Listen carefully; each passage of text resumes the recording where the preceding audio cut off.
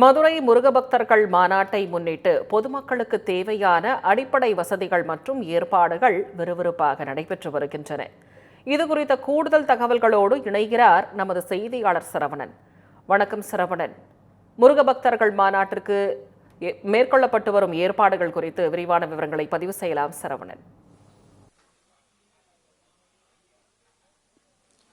வணக்கம் திவ்யா.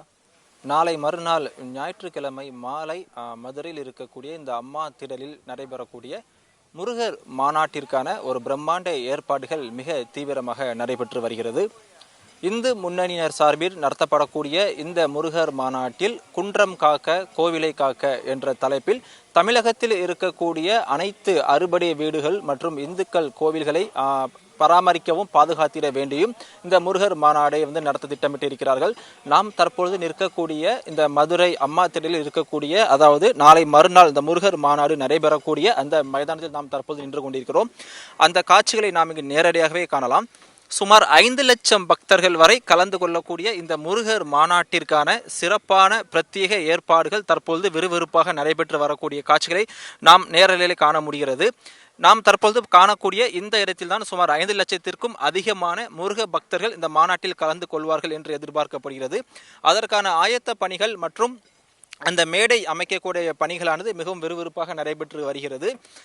முன்பக்கத்தில் அறுபடை வீடுகளில் முருகன் இருக்கக்கூடிய அந்த பிரத்யேகமாக அமைக்கப்பட்டிருக்க கோவில்களில் தரிசனத்தை முடித்துவிட்டு அதற்கு நேர் எதிரே பின்புறம் இந்த இடத்தில் நாளை மறுநாள் ஞாயிற்றுக்கிழமை மாலை இந்த முருகர் மாநாடானது மிகவும் சிறப்பாக நடைபெற இருக்கிறது. அதற்கான ஏற்பாடுகள் மிக தீவிரமாக ஒருபுறம் நடைபெற்று வருகிறது. நாம் பார்க்கக்கூடிய இந்த இடத்தில் இந்த மேடையில் தான் அறுபடை வீடுகளில் இருக்கக்கூடிய முருகனின் திருவுருவ சிலைகளை இங்கே வைத்து வருகின்ற ஞாயிற்றுக்கிழமை சிறப்பு பூஜைகளும் இந்த இடத்தில் நடத்த திட்டமிட்டிருக்கிறார்கள்.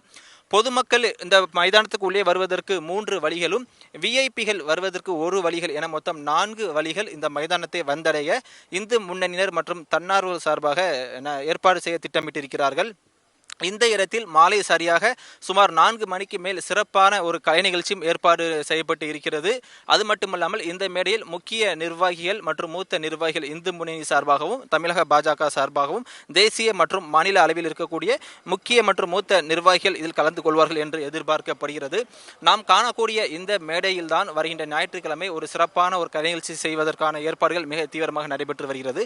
பொதுமக்களுக்கு தேவையான அனைத்து அடிப்படை வசதிகளும் இந்து முன்னணியினர் சார்பாக மிக தீவிரமாக செய்து கொடுக்கப்பட்டிருக்கிறது. அதாவது வரக்கூடிய பெண்கள் மற்றும் ஆண்கள் என அனைவருக்குமே தனித்தனியாக இருக்கை வசதிகள் அமைக்கப்பட்டிருக்கிறது.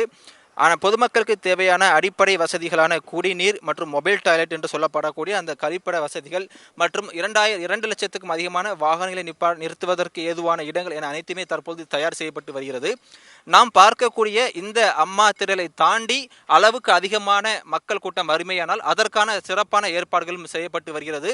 பொதுமக்கள் மற்றும் பக்தர்களின் வாகனங்களை நிறுத்துவதற்கு தேவையான அனைத்து இடவசதிகளும் தற்பொழுது அதை ஏற்பாடு செய்யக்கூடிய பணிகளும் மிக தீவிரமாக நடைபெற்று வருகிறது. அது மட்டுமில்லாமல் பொதுமக்களுக்கு தேவையான குடிநீர் வசதிகளும் இங்கு ஏற்பாடு செய்து கொடுக்க இருக்கிறார்கள். முக்கிய நிர்வாகிகள் வருவதற்கான அந்த பாதைகள் அமைக்கக்கூடிய பணியானது ஒரு புறம் விறுவிறுப்பாக நடைபெற்று கொண்டிருக்க, தற்போது அம்மா திடலில் இருக்கக்கூடிய இந்த அறுபடை வீடுகளில் முருகனின் பிரத்யேக உருவகங்கள் வைத்து தற்போது சிறப்பு வழிபாடுகள் நடைபெற்று வருகிறது. காலை மற்றும் மாலை என 2 வேளைகளிலும் முருகனுக்கு சிறப்பு பூஜைகள் மற்றும் பஜனைகள் பாடப்பட்டு வருகிறது.